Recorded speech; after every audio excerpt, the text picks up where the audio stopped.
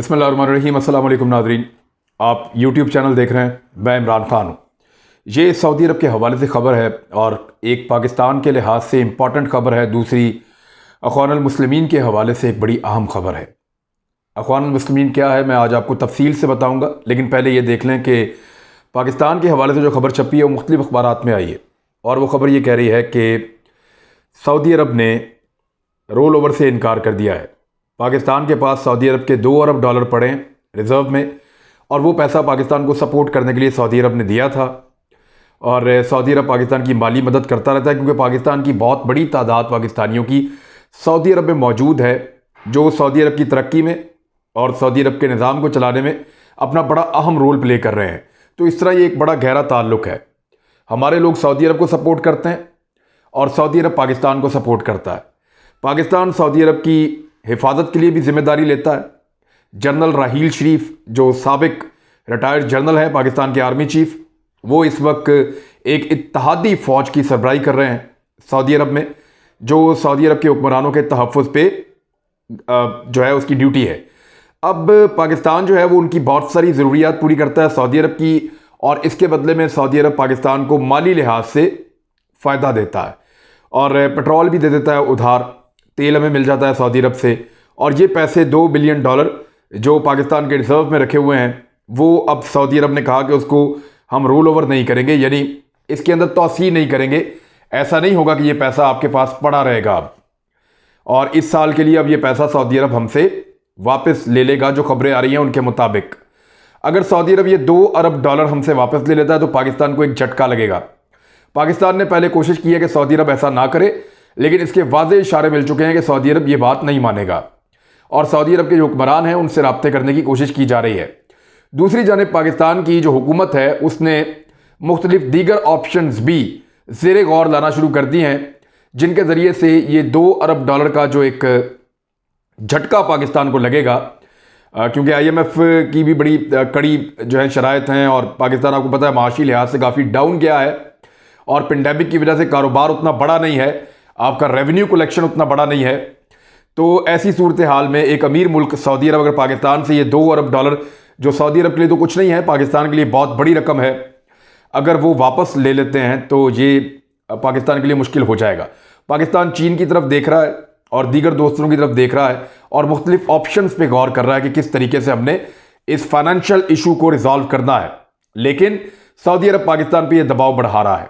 ये दबाव सऊदी अरब पाकिस्तान पे क्यों बढ़ा रहा है, इसके ऊपर एक तफसीली वीडियो करेंगे कि उसके पाकिस्तान में अहदाफ क्या है, वो पाकिस्तान से क्या हासिल करना चाहता है और पाकिस्तान से सऊदी अरब की डिमांड क्या है।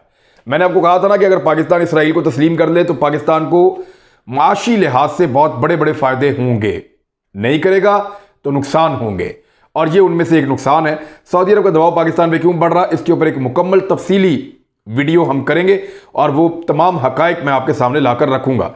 अब इस वक्त एक नई सूरत हाल तब पैदा हुई जब एक खबर मेरे सामने आई है। सऊदी अरब का जो उलमा का बोर्ड है ये बड़ा इंपॉर्टेंट है। उलमा का बोर्ड सऊदी अरब का ये बहुत इंपॉर्टेंट है और यहां से कोई फतवा आ जाए या कोई स्टेटमेंट आ जाए जिस पे उलमा अपने दस्तखत कर लें तो फिर उसकी बड़ी वैल्यू होती है, उसकी बड़ी अहमियत होती है। तो इसके जो सरबराह हैं मुफ्ती आला शेख अब्दुल अजीज़ आल शेख, ये इसके सरबराह हैं। इन्होंने और तमाम जो दीगर बोर्ड के अंदर उलमा हैं उन सब ने अपने दस्तखतों के साथ एक खबर जारी की है और एक फतवा जारी किया है जिसमें इन्होंने कहा है कि अख़वानुल मुस्लिमीन दहशतगर्द तंजीम है और इस्लाम के नुक्ता नज़र की नुमाइंदगी नहीं करती, अपने जमाती अहदाफ को इस्लामी तालीमात से ऊपर रखती है और दीन की आड़ में फितना अंगेजी, तफरकाबाजी, तशद्दुद और दहशतगर्दी करवा रही है। ये अख़वानुल मुस्लिमीन के बारे में सऊदी अरब ने फतवा दिया है। ये वही सऊदी अरब है जो आज से 50-60 साल पहले इस तंजीम की बहुत इज्जत करता था, इस तंजीम को कदर की नज़र से देखता था। अब ज़रा मैं आपको थोड़ा सा बता दूं कि ये अख़वानुल मुस्लिमीन क्या है और सऊदी उलमा का जो बोर्ड है उसने इसके खिलाफ क्यों बात की और इसके असरात क्या होंगे इस पूरे खित्ते के ऊपर। ये बड़ा इंपॉर्टेंट है। ये अख़वानुल मुस्लिमीन जो है ये 1928 में बनी थी। 1928 में मिस्र के एक उस्ताद थे जिनका नाम था हसन अल बन्ना। ये जो हसन अल बन्ना थे ये 1928 में मिस्र के एक स्कूल के अंदर उस्ताद थे और इस्लामिक स्कॉलर भी थे। इनकी तालीमात जो हैं वो बड़ी शानदार थी। इनके स्टूडेंट्स जो हैं वो इनके साथ बड़ा लगाव रखते थे। इन्होंने उस दौर में एक तंजीम की बुनियाद रखी जिसका नाम था अख़वानुल मुस्लिमीन, यानी इसको कहते हैं अंग्रेज़ी में मुस्लिम ब्रदरहुड, यानी मुसलमानों का भाईचारा या मुसलमान सारे भाई भाई हैं। ये वो तंजीम है जो मुसलमानों को इकट्ठा करती है, चाहे उनका ताल्लुक मुख्तलिफ फ़िरक़ों से हो। तो इस तंजीम ने मुसलमानों को इकट्ठा करने का काम शुरू किया, इसीलिए ये पहले दिन से ही अगयार की आंखों में खुटक रही थी। इसको ईसाइयों ने पसंद नहीं किया, इसको यहूदियों ने अपने लिए ख़तरा समझा कि जिन मुसलमानों को हम तकसीम करना चाहते हैं, अख़वानुल मुस्लिमीन का नाम ही ये है कि मुसलमानों का भाईचारा, मुसलमानों को इकट्ठा करो, मुस्लिम ब्रदरहुड। तो ये जो तंजीम है ये पहले दिनों से उनकी आंख में चुभ रही थी और इसके ऊपर मिस्र के अंदर, क्योंकि मिस्र कॉलोनी हुआ करता था बरतानिया का, बरतानिया के ज़ेर तसल्लुत एक मुल्क हुआ करता था, तो वहाँ की जो हुकूमतें थीं उन्होंने इसके ऊपर पाबंदियाँ लगाईं, इसके ऊपर क्रैकडाउन्स किए, इसको बहुत परेशान किया 1948 के बाद से स्पेशली। लेकिन 1967 में जब इसराइल ने अरब ममालिक को एक शिकस्त दी, 6 दिन की जंग हुई थी, इसराइल ने, अरब ममालिक ने मिलकर इसराइल से लड़ाई की लेकिन शिकस्त हो गई, इसराइल जीत गया 1967 में। और उस शिकस्त के बाद अख़वानुल मुस्लिमीन को बहुत ज़्यादा पजीराई मिली, वो बड़ी आंखों का तारा बन गई, क्योंकि मुसलमान इस बात को समझ गए कि जब तक आप इस्लाम के नज़दीक नहीं जाएंगे, मुसलमानों में आपस में भाईचारा नहीं होगा, सारे मुसलमान शिया सुन्नी वहाबी देवबंदी सब इकट्ठे नहीं होंगे और इकट्ठे होकर काम नहीं करेंगे, तब तक आप दुश्मन का मुकाबला नहीं कर सकते, ख़ास तौर पे इसराइल का मुकाबला नहीं कर सकते। तो ग्रेटर इसराइल के रास्ते में सबसे बड़ी रुकावट बनाया गया इस तंजीम को। अख़वानुल मुस्लिमीन जो है वो फलती फूलती गई और कई मुल्कों तक फैल गई। मिडल ईस्ट के बहुत सारे ममालिक में इसकी शाखें मौजूद हैं, मुख्तलिफ नामों से काम कर रही हैं। इसने बेशुमार स्कूल बनाए, बेशुमार कॉलेजेस बनाए हैं, बेशुमार तालीमी इदारों के अलावा अस्पताल बनाए हैं और तरबियत का इंतज़ाम किया है। इन्होंने बहुत सारे प्राइवेट बिजनेस शुरू करवाए लोगों को, जो बहुत बड़ी बड़ी कारोबारी शख्सियात वहाँ से निकली हैं। तो ये एक बड़ी खुद कफील किस्म की तंजीम बन गई और बहुत ताकतवर होती चली गई। लेकिन जब इसराइल के ताल्लुकात अरबों के साथ बेहतर हुए और इसराइल ने अपना इन्फ्लुएंस करना शुरू किया इस पूरे खित्ते के अंदर, तो फिर इसराइल की नज़र इस तंजीम पे पड़ गई। उसने इस तंजीम को दहशतगर्द करार देने के लिए पूरी दुनिया के साथ राब्ते किए और इसको दहशतगर्द करार दिलवाने का सिलसिला शुरू कर दिया। सऊदी अरब ने इसके खिलाफ कुछ बयानात दिए, पहले वो इसके हक में थे, फिर वो इसके खिलाफ हो गए, लेकिन इस वक्त तुर्की और कतर वो इस तंजीम को सपोर्ट करते हैं। दीगर कुछ और ममालिक हैं वो भी इस तंजीम को सपोर्ट करते हैं। वो ये समझते हैं कि ये मुसलमानों की एक ऐसी तंजीम है जो फलाही काम करती है, जो तालीम और तरबियत पे तवज्जो देती है, जो लोगों की सेहत पे तवज्जो देती है, जो मुसलमानों को इकट्ठा करना चाहती है। इनका मकसद ये था कि बरतानवी तसल्लुत से जब ये बनी थी तो ये कहते थे कि बरतानिया के तसल्लुत से हम मिस्र को निकालेंगे और वहाँ पे एक ऐसी इस्लामी रियासत लेकर आएंगे जिसमें इस्लामी कवानीन होंगे। वो इसके ऊपर मेहनत करते रहे, हत्ता कि एक लंबे अरसे के बाद जो मिस्र का 5वां सदर बना, मोहम्मद मुर्सी ईसा अल हयात, जिनको मोहम्मद मुर्सी के नाम से हम सब जानते हैं, वो 5वें सदर बने मिस्र के और वो इसी तंजीम के प्लेटफॉर्म से भारी अक्सरियत के साथ मुंतखब हुए थे। 30 जून 2012 को उन्होंने हलफ उठाया और उसके बाद उन्होंने मिस्र को इस्लाम के मुताबिक बनाना शुरू किया। वहाँ पे तालीम और तरबियत इस्लाम के मुताबिक करने की कोशिश की, वहाँ के मुख्तलिफ लोगों को इकट्ठा करने की कोशिश की और मुसलमान मुल्कों के दरमियान हमांगी पैदा करने की कोशिश की, जिसपे इसराइल जो पहले से ही परेशान था इस तंजीम से, उसको ये खुटकने लगा सारा मामला। और उसके बाद एक दिन अचानक 3 जुलाई 2013 को, यानी जुलाई 2013 में एहतजाजों का सिलसिला शुरू किया गया, जून और जुलाई में, और उसके बाद 3 जुलाई 2013 को इनको गिरफ्तार कर लिया गया, मोहम्मद मुर्सी को, और जनरल अब्दुल फातेह अल सीसी ने तख्ता उलट दिया। ये वहाँ के जर्नैल थे, इस जर्नैल के ऊपर इन्वेस्टमेंट की इसराइल ने और मगरब ने, और उसके बाद मोहम्मद मुर्सी को गिरफ्तार करवा दिया और उन पर जासूसी का चार्ज लगा के मुकदमा शुरू करवा दिया।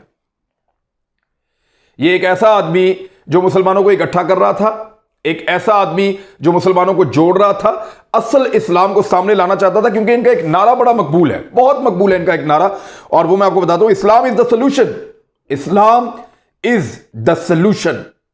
हल जो है वो इस्लाम में है। दुनिया का कोई आप मसला लेकर आए, चाहे वो मईशत का है, चाहे गुर्बत का है, चाहे बेरोजगारी का है, चाहे सेहत का है, चाहे कोई भी दुनिया का मसला है, दुनिया के हर मसले का हल जो है वो इस्लाम में है। ये इनका एक नारा था जो बहुत मकबूल हुआ इन तमाम मुल्कों के अंदर, और बहुत सारे मुल्कों में इस तंजीम ने मुख्तलिफ नामों के साथ इंतखाबात में हिस्सा लिया, और कई मुल्कों में इसके लोग जो है वो जीतते गए, और मिस्र के अंदर तो इनका अपना सदर बन गया। और मोहम्मद मुर्सी के साथ फिर क्या किया गया वो भी आप ज़रा गौर कर लें कि मोहम्मद मुर्सी के खिलाफ मुकदमा चलाया गया कायरा में जासूसी का, और उनके मुकदमे की समाअत हो रही थी, और उस समाअत के दौरान उस शख्स के आखिरी अल्फाज पता है क्या थे? मोहम्मद मुर्सी के आखिरी अल्फाज थे, मैं तर्जुमा आपको बता देता हूं, एक शेर उन्होंने पढ़ के सुनाया था।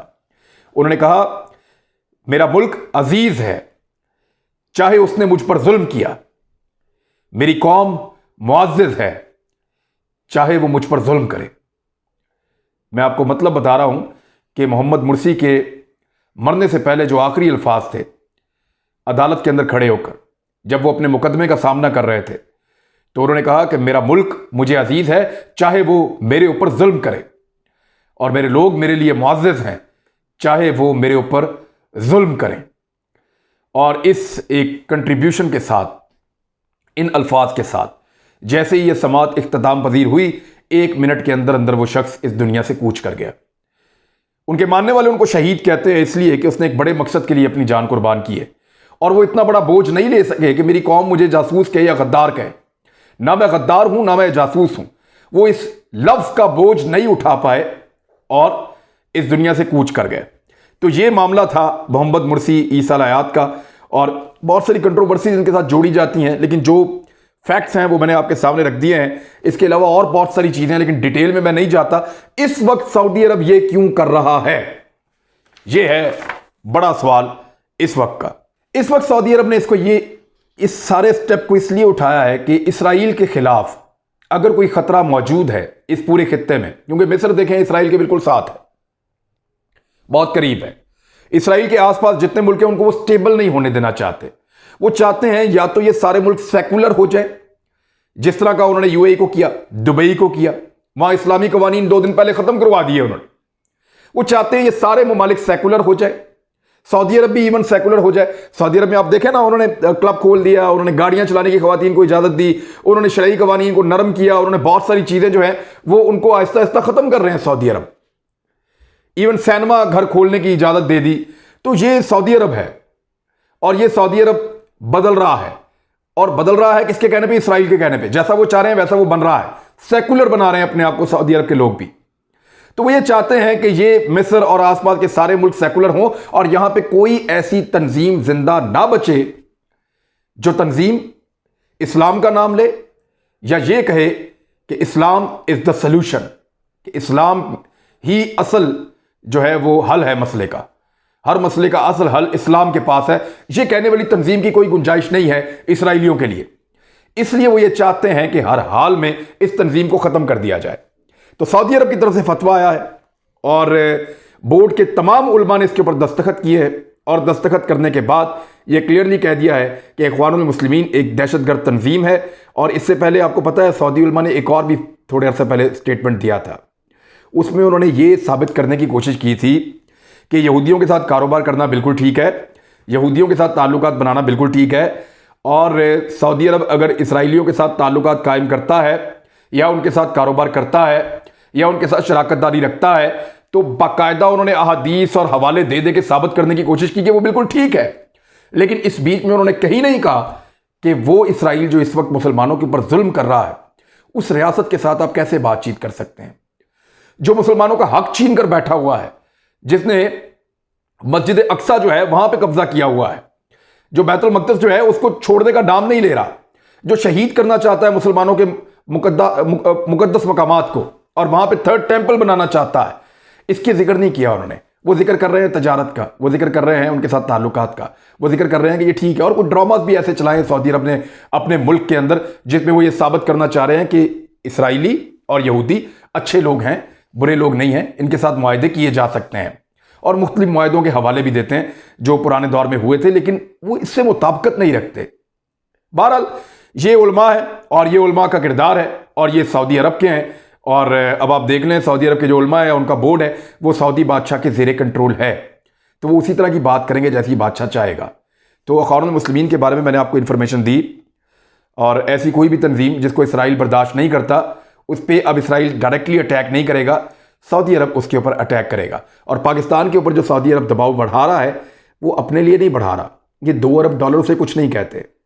एक्चुअली वो चाहते हैं कि पाकिस्तान भी इसराइल को तस्लीम करे ताकि सऊदी अरब के लिए ये मामला आसान हो जाए। अब तक के लिए इतना ही, अपना ख्याल रखिएगा, हमारे चैनल का भी। अल्लाह हाफ़िज़।